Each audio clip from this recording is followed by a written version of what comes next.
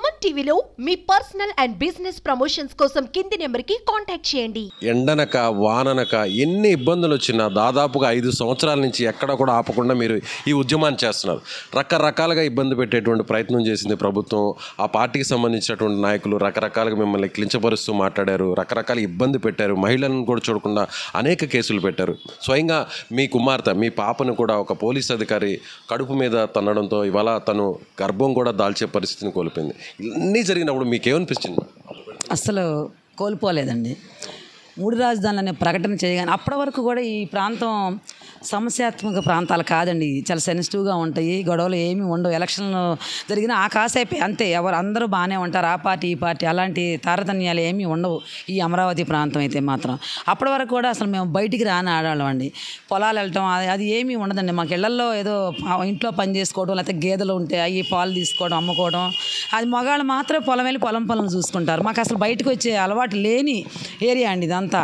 అలాంటిది 3 రాజధానులు అనగానే ఇట్లా 3 రాజధానుల ప్రకటన వచ్చింది, రండి బజార్ మీద రోడ్డు మీద కూర్చోవాలంటే చాలా ఇబ్బంది పడ్డామండి. అసలు రావడానికి కూడా రోడ్డు మీదకి మగాళ్ళు రమ్మంటే వచ్చి కూర్చోడానికి కూడా ఇబ్బంది పడ్డాం. 3 వచ్చామంటే నేనే ఫస్ట్ రోడ్డు మీద కూర్చుంది, తర్వాత అందరూ కాసేపటికి వచ్చారు, 1 గంటకి అందరూ కూర్చున్నారు. ఇక అలాంటి ఏరియా అండి ఇది.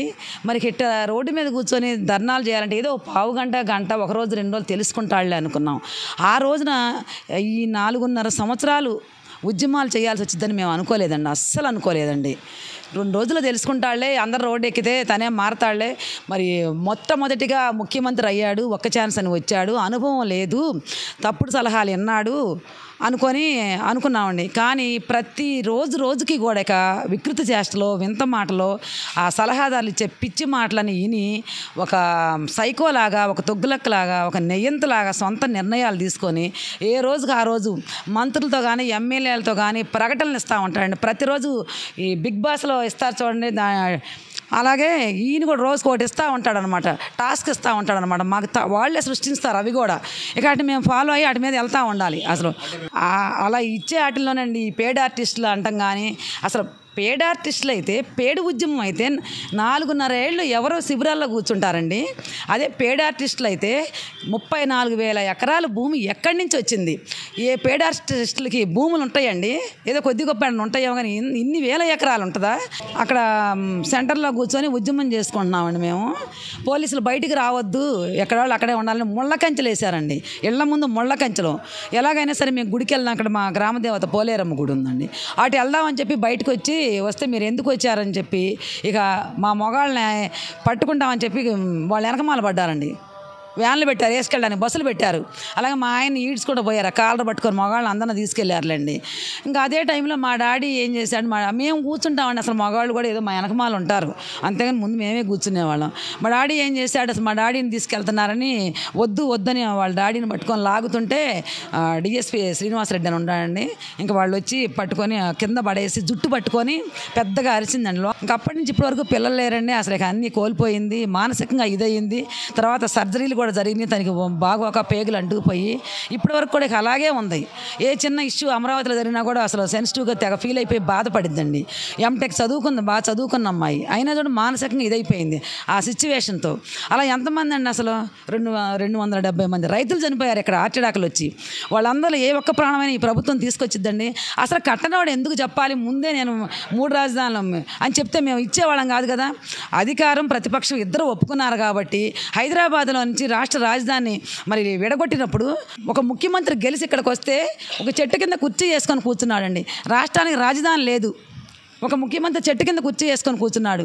మరి ఐపీఎస్ ఐఏఎస్ అధికారులు అంతా కాళ్ళ ఎళ్ళబడి భూములు ఇవ్వమంటే వాళ్ళు అడగగానే మేము ఇచ్చామని. మేము రాజధాని కావాలని అడిగామా? మేము రాజధాని కావాలని అడగలా.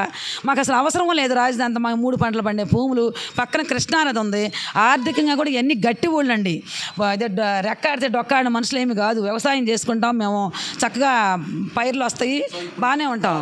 ఏ అమరావతిని అయితే తను వచ్చిన దగ్గర నుంచి ప్రజావేదికతో కూల్చి అమరావతి 3 రాజధానులు అన్నాడో ఆ రోజు నుంచి మహిళలను ఎన్ని రకాల ఇబ్బందులు పెట్టాడంటే, జుట్టులు వేయటం, కొట్టడం, గెచ్చడం, సూదులు పెట్టి గుచ్చటం, లాఠీ చార్జ్ చేయడం, కేసులు పెడతాం. ఈ అమరావతిని సృష్టించింది చంద్రబాబు గారండి. అమరావతికి మళ్ళీ పార్టీకి ప్రాణం పోసింది కూడా అమరావతినండి.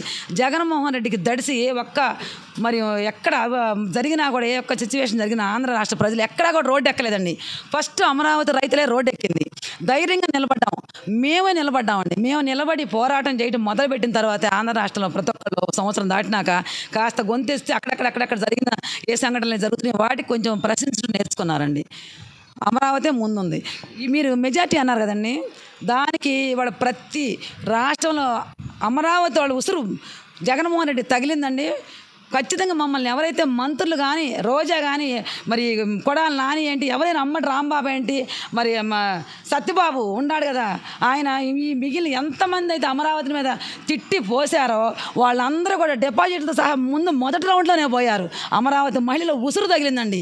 మేము చేసే ఉద్యమం న్యాయమైన పోరాటం. ఇక్కడ ఆస్తులు పోయినాయి మాకు. ఎందుకంటే రాష్ట్రంలో రాజధాని లేని రాష్ట్రంగా ఉండకూడదని చెప్పి మేము భూములు త్యాగం చేస్తే మమ్మల్ని రోడ్డుకి ఈడ్చి ఏమీ కట్టకుండా అబద్ధం చెప్పి అధికారంలోకి వచ్చిన మరి ఈ జగన్మోహన్ రెడ్డి పక్కనే ఇల్లు కట్టుకున్నానని చెప్పి పచ్చి మోసం చేసి మమ్మల్ని ఏ రకంగా హింస పెట్టాడా ఆ ఉసిరే తగిలిందండి. అలాగే 70 ఏళ్ల రంగనాయకమ్మ మీద కేసు పెడతాడా? 3 మాస్కులు అడిగిన సుధాకర్ని పిచ్చోడిని చేశాడు. ఎంతమంది ఉన్నారండి? రమ్య అనే అమ్మాయిని ఏ రకంగా చేశాడండి? ఇలా వచ్చిన తగ్గించండి. అభివృద్ధి అనేది చేయకుండా ప్రతి ఒక్కళ్ళు ఎవరైతే మరి అవినీతి మీద గొంతెత్తి ప్రశ్నిస్తారో వాళ్ళ కేసులు పెడతాం, వాళ్ళ గొంతు మూపియటం, వాళ్ళని కొట్టడం, ఇట్లా ప్రతి ఒక్కళ్ళ మీద చేశాడండి. అందుకని వాళ్ళ పోస్టల్ బ్యాలెట్తోనే ఏ ఉద్యోగస్తులు అయితే ఈ జగన్మోహన్ రెడ్డిని గెలిపించారో అదే ఉద్యోగస్తులు 2 చేతులతో ఓట్లు వేసి కూర్చొని వాళ్ళ పోస్టల్ బ్యాలెట్తోనే విజయం మరి మొదలు పెట్టారండి. ఎప్పుడైనా న్యాయమే గెలిచిందని జగన్మోహన్ రెడ్డి ఈ రకంగా సీట్లు కూడా మేము వస్తాయనుకోలేని మరి ఒక సీటే వచ్చింది, ఆయన సీట్ ఆయనకు వచ్చింది అనుకున్నామండి. మరి ఏదో ఇచ్చారు ఇక ప్రజలు కూడా పాపం బాధపడతాడని 151 సీటు ఇచ్చి అధికారంలో తీసుకొస్తే మరి ప్రజాస్వామ్యాన్ని అంత చక్కగా కట్టబెడితే దాన్ని అపహాసం చేసి ఒక నెయ్యంతలాగా ఒక హిట్లర్ లాగా నాశనం చేశాడండి. చివరికి ఏ జనం అయితే నమ్మాడో, ఏ జనం అయితే నేను గెలిపించారు 151 సీట్లు, అదే జనం నిన్ను 10 సీట్లకు దించారు. గుర్తుపెట్టుకోవాలి.